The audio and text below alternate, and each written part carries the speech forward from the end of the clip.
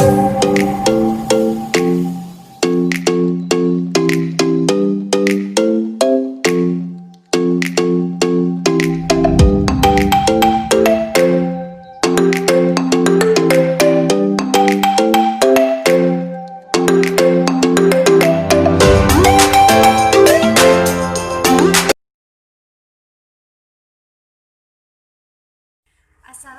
warahmatullahi wabarakatuh. Perkenalkan, nama saya Linda Septiana, NPM 1803061028, kelas KPIB semester 5. Di sini saya akan mengerjakan UAS Psikologi Dakwah. Soal yang pertama yaitu jelaskan pengertian psikologi dakwah dan tujuan mempelajarinya. Yang kedua, jelaskan wilayah dan lingkup kajian psikologi dakwah dan pendekatan ilmiah psikologi dakwah. Yang ketiga, jelaskan urgensi, motivasi, dan konsep diri bagi seorang dai dalam pelaksanaan dakwah. Sebutkan faktor-faktor yang dapat meningkatkan kredibilitas pendakwah, sebutkan dan jelaskan. Yang keempat, bagaimana hubungan spiritualitas dan sikap mental pelaku dakwah? Coba saudara jelaskan serasional mungkin. Yang kelima, jelaskan arti penting dan fungsi bahasa dalam proses komunikasi dakwah. Kompetensi apa saja yang harus dimiliki dai agar penggunaan bahasa dapat efektif dalam mencapai tujuan dakwah. Yang keenam, bahasa sebagai pesan dakwah dapat terdiri dari pesan verbal dan nonverbal. Apakah yang dimaksud dengan pesan verbal dan nonverbal? Bagaimana hubungan keduanya serta berikan contoh. Itulah tadi soal UAS Psikologi Dakwah. Jawaban nomor 1 adalah pengertian psikologi dakwah diartikan sebagai ilmu pengetahuan yang mempelajari tentang tingkah laku manusia yang merupakan cerminan hidup kejiwaannya untuk diajak kepada pengalaman ajaran-ajaran Islam demi kesejahteraan hidup manusia di dunia dan akhirat. Dan tujuan mempelajari psikologi dakwah yakni pada proses dakwah yang bermaksud untuk mengubah sikap kejiwaan seorang mad'u, maka pengetahuan tentang psikologi dakwah menjadi suatu yang sangat penting.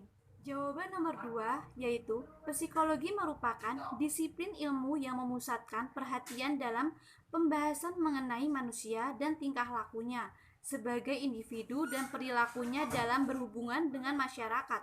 Menurut cakupannya, psikologi dapat dibagi lagi dalam 6 bidang, yaitu psikologi umum dan eksperimen, psikologi klinis, psikologi perkembangan, psikologi pendidikan, psikologi sosial, dan psikologi industri dan organisasi. Selain itu, terdapat cabang-cabang terapan psikologi yang mencakup bidang-bidang kehidupan manusia. Dengan kata lain, di mana manusia hidup dan bertingkah laku, maka sesungguhnya lapangan psikologi terdapat.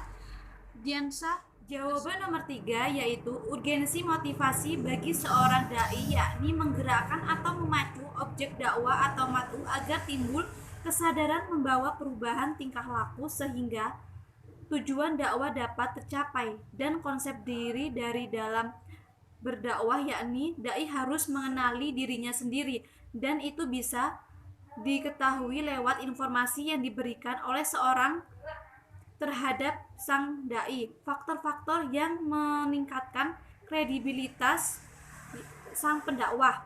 Yang pertama yaitu dai memiliki kemampuan dalam ilmu, memiliki akhlak yang baik, pandai bergaul, memiliki persiapan yang cukup, memiliki kemampuan pada media dakwah. Yang kedua, mad'u atau pendengar, objek yang jelas untuk kelangsungan dakwah. Wajib seorang dai mengetahui kondisi mad'u saat bertausiah. Yang ketiga, materi dakwah, materi sesuai dengan objek dakwah, materi harus sistematis.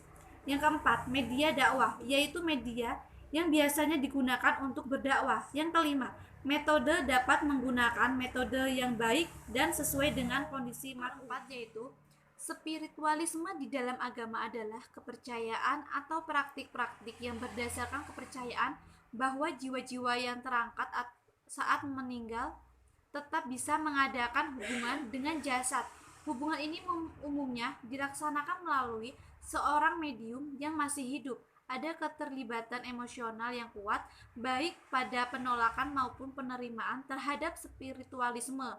Ini yang membuat sulitnya suatu uraian imparsial dipakai untuk membuktikannya. Tidak ada kewajiban bagi juru dakwah untuk dapat memberikan petunjuk orang-orang kepada jalan Allah, karena kewajibannya hanya menyampaikan dakwah saja. Tetapi seiring waktu dan perkembangan teknologi, banyak membantu para juru dakwah untuk menyampaikan informasi tentang kebenaran risalah Allah. Hal tersebut menyebabkan para pendakwah dapat memberikan alasan, hujah, dan argumentasi yang jitu terhadap dakwahnya. Keempat, yaitu spiritualisme di dalam agama adalah kepercayaan atau praktik-praktik yang berdasarkan kepercayaan bahwa jiwa-jiwa yang terangkat saat meninggal tetap bisa mengadakan hubungan dengan jasad.